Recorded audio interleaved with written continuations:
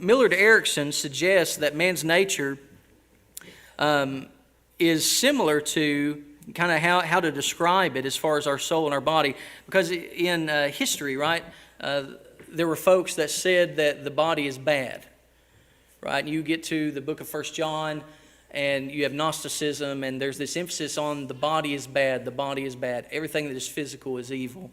And the only thing that is good about us is our immaterial aspect, our soul.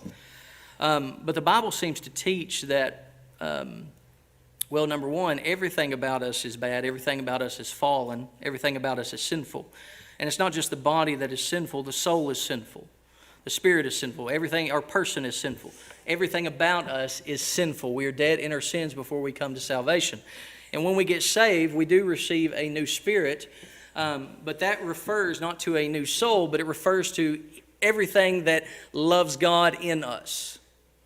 Right? So it's not just our body or our soul or our spirit, but it is everything about us that loves God. And our flesh, we often think of our flesh as our body, but our flesh is anything that's contrary to God in us, whether body, soul, person.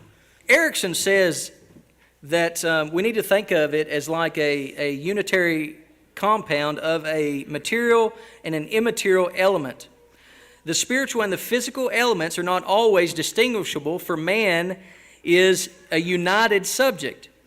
There is no struggle between his material and his immaterial nature. The compound is dissolvable in death, but at the resurrection, a compound will again be formed with the soul, once more becoming inseparably attached to a body. Now, all that said, I want to compare it to making sweet tea, all right? So, for all you who have ever made tea, right, imagine that this is your body. Imagine that the sugar is your soul, all right? If I take this and I pour it in here, pour it in the tea, and I stir it up, what happens to the sugar? It dissolves, right? But it's still there, isn't it? Even though you can't distinguish the two. I need more sugar. But you can't distinguish the two, even though you know both of them are present. And it's the same way with your soul. Everything that you participate in with your body, your soul also participates in. Right? So you're sitting there, you're standing here. If you do something, your soul is also doing that. When you think, when you eat, the soul is participating in every single thing that you do. It's not like your person is acting through your body and not acting through your soul. Right? Your person is acting through your human nature, which is body and soul together. Right? So there's a material aspect of you, which is your body. There's an immaterial aspect of you, which is your soul.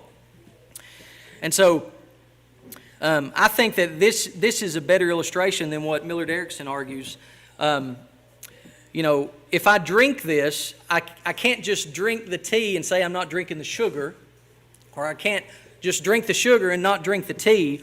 Whatever happens to this tea happens to both the sugar and the tea. And it's the same way with you. Whatever happens to you or whatever you participate in, it is both body and soul that are participating in. Our bodies and souls are created or joined together at conception, and we call this our human nature. Can you get the sugar out of this?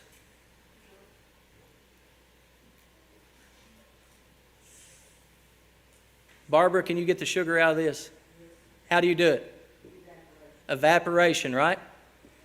So you can separate these two properties, right? And the way you do it is through a process of evaporation. Stick this thing out in the sun, and what's going to happen? All that water and stuff's going to evaporate, and there's going to be something left in the bottom of the cup. Sugar. Well, death is similar. Think of it like evaporation, where you cannot distinguish the soul from the body while you're here. But yet, through the process of death, God can remove the soul from the body. Right? And so there's this purification that happens, and all our flesh is left behind.